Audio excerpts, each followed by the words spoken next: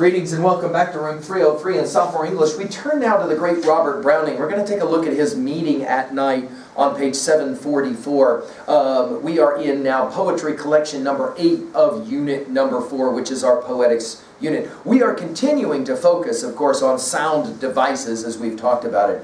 But we're already beginning to bring all of our study of poetics now down to the end as we look at the last sets of poems in our unit number 4 as we come to appreciate just why poetry is such a powerful form of writing. The vocabulary in 742 I want to exhort you to pay attention to for the assessment preparation. Let's meet Robert Browning quickly on 743. Notice your dates, 1812 to 1889. During his lifetime, Robert Browning was not as famous as his wife, poet Elizabeth Barrett Browning. Today, though, it's Robert who's considered the more important and innovative poet. He's admired especially for his dramatic monologues. I would write that down because we're going to see Browning in your senior year in a couple of really influential ones. I Do With You in the senior year, My Last Duchess and Porphyra's Lover. Both of those, by the way, you can look at on learnstrong.net in the senior B folder if you're interested. Poems in which dramatic monologues are poems in which characters speak directly to readers or other characters. Browning's eerie poem, Child Roland to the Dark Tower Came, helped inspire Stephen King's Dark Tower series, for those of you that are maybe familiar with Stephen King's classics. Let's turn now to Meeting at Night. This is a love poem in many ways, and let's just kind of enjoy it. Hey, right away though at 2B, do you see it on page 744? Notice that we've got 2 numbered stanzas. Do you see this? By the way, this is the entire poem. He numbers the 2 stanzas on 744. We'll maybe ask why he would do that. And of course, we're going to pay attention to the literary analysis and sound devices question that's there on page 744 as well. Let's just enjoy the poem and then we'll come back to work with it, all right? Meeting at Night by Robert Browning. 1.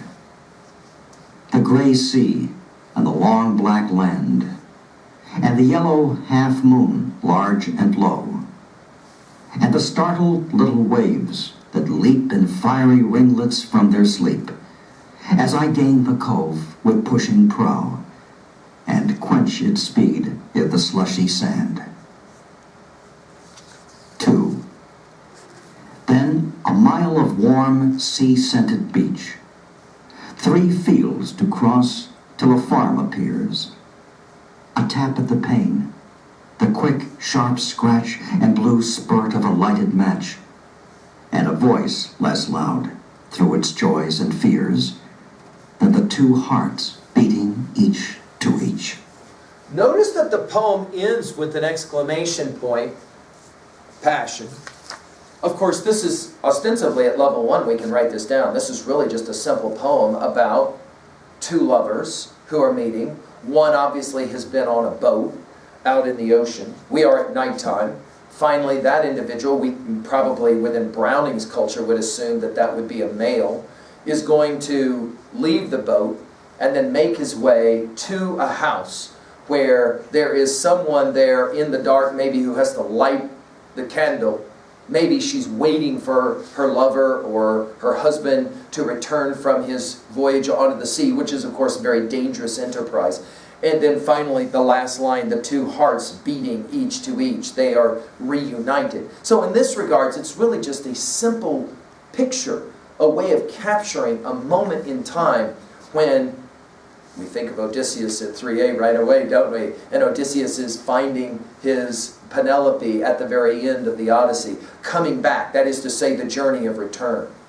But the place here we're going to concentrate, and obviously we can go to 2A quickly and jot down what is the major message or theme here. Well, obviously the unification or the coming together of 2 lovers is always a beautiful thing, especially when there's been a journey.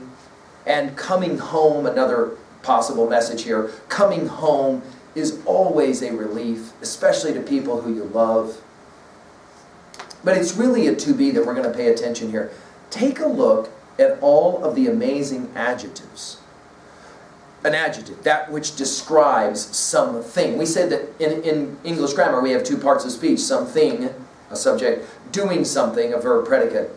And Yet we like to modify or amplify or flesh out those things, those nouns, those subjects. And we do that with adjectives. Take a look at some of the adjectives on page 744. The gray sea, the long black land, the yellow half moon. Notice as well the interesting adjective of startled little waves. Now what's significant about startled as an adjective for little waves is that startled means like frightened. It's like little waves that kind of got scared and so they pop up.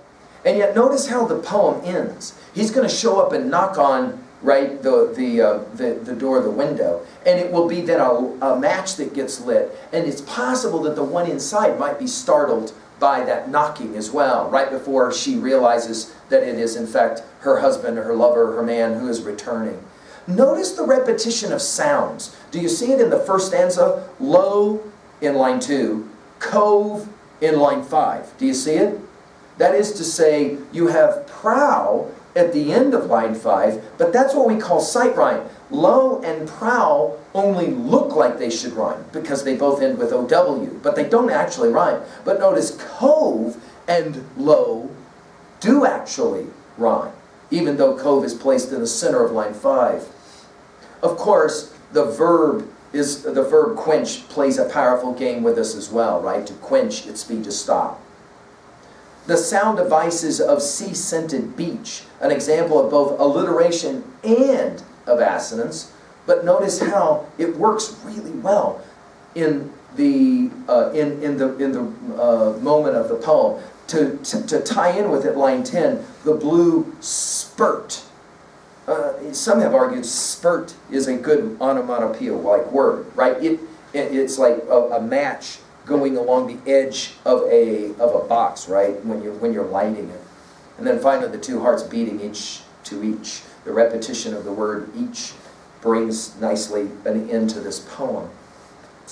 What for you at 3A is your favorite text about lovers who are meeting after they've been apart? I mentioned the Odyssey, right, as a classic example of this. The counter, by the way, that we studied in our freshman year and will return to in our senior year is when Aeneas will leave Dido in Virgil's classic poem, the Aeneid. And that, of course, ends tragically. And then there is a meeting in the darkness of night in the underworld between Aeneas and Dido. Do you have a text that comes to mind for you about two lovers who are meeting? We think, of course, from our freshman year's experience of Romeo and Juliet in the way that we had definitely a meeting at night on that balcony which set up everything. A pair of star-crossed lovers take their life and all of that. Finally, at 3B, do you have a moment in your life that somehow captures this idea of waiting for someone, worrying about that someone, and finally that someone shows up? Have you ever been the one on the boat going towards your someone? When was the last time that happened for you? And have you ever been the one waiting? Right? The anticipation. Who do you think it's harder on? The one out at sea, hoping to get back, or the one waiting, wandering? Is he ever going to come? Is he ever going to come? How long is this going to take? Robert Browning, brilliant, brilliant writer, Victorian writer. We'll see him again in your senior year. It'll be fun.